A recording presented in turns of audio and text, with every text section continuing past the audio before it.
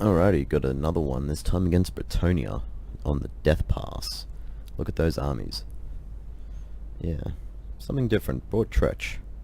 You know, you never know. Sometimes he's pretty useful up against the likes of cavalry, you know, or flying units. But he actually brought the Royal Hippogriff Knights, I believe, for this one. Not a unit you see all that often, but let's see how this match goes.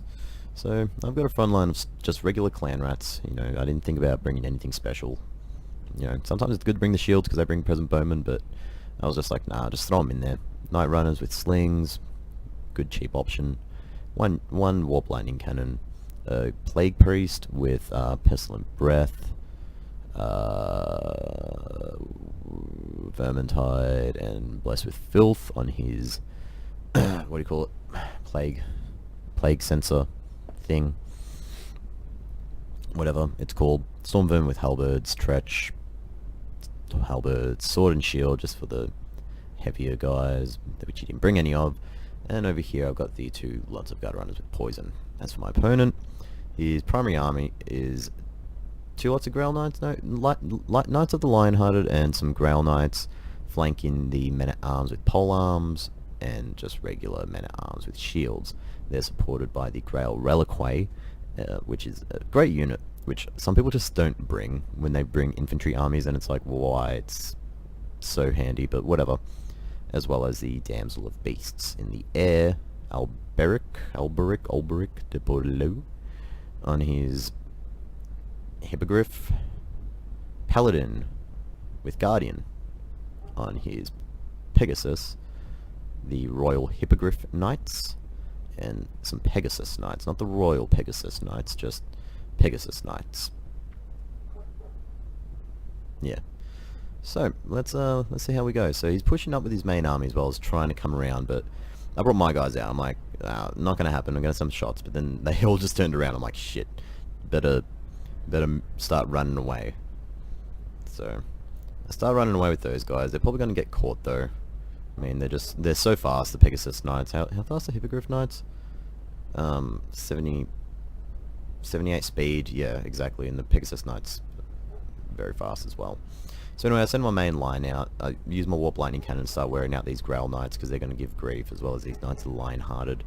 You know, I figured Grail Knights are more important in the meantime, but as he ran to the forest, I'm like, alright, I got to change priority here. So clan rats are going to start meeting with these men-at-arms, and it's basically just a battle of the meat shields. Look at that. Well, they're expendable. They're not even meat shields. That's so sad. They're Skaven slave level. Night runners with slings, they're doing their thing up against the polearms because they ain't got no shields. They're just going to take rocks to the face. Watch. Yep. Oh, there they come. Yeah, see, that sucks. Stupid flock of doom, overcast. That's gonna cause me problems. You can see I've boxed up around my artillery here because I didn't want them to get taken out, but obviously my opponent's intelligent and he decided to go for the night runners with the slings, so I'm going to try and intercept with these storm vermin, kind of in vain because he just pushes through.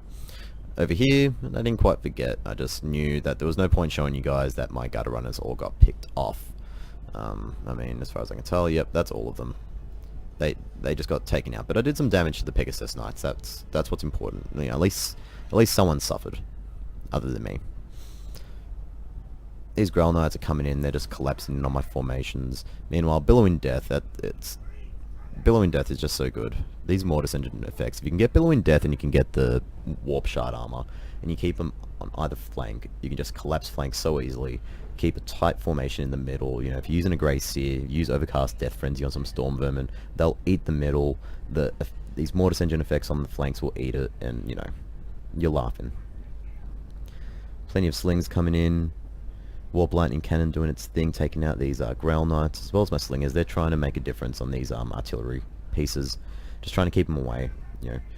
Just before these flying cav units come in and give me problems, because I hate flying units. They're so annoying. And obviously, as you can tell, I didn't bring any, what do you call it, Howling Warp Gales. Yeah, Alberic's coming down now. He's anti-large, and so are all these Pegasus Knights and Royal Hippogriff. No, the Royal Hippogriffs aren't, but Pegasus Knights are, and they're gonna make pretty quick work of this Plague Priest on his Plague Sensor. You know, I can only hope to survive all the shock.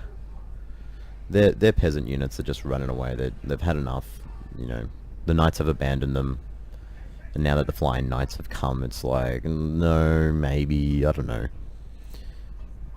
It's a bit messy down in there. You know, Tretch is doing his thing, but he's just getting smacked around. So, we'll see what can happen. Thank you. Awesome.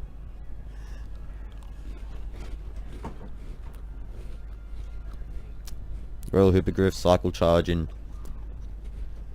Trying to pick off the weaker units while I waste my ammo. But Tretch is in there. And he's taking on Alberic.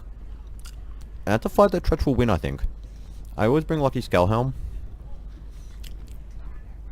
Because once that procs, he's just so hard to kill. People seem to think it's just his melee defense. No. It's Lucky Skullhelm. 33 melee... 33 damage resist. And 20% speed. You know, that's true Skaven. Just... You can't kill me because I'm running away so fast. Anyway, that's over. All of his units are just shattering, and army losses are going to incur. So GG, well played. You know, that was pretty cool little thematic sort of battle.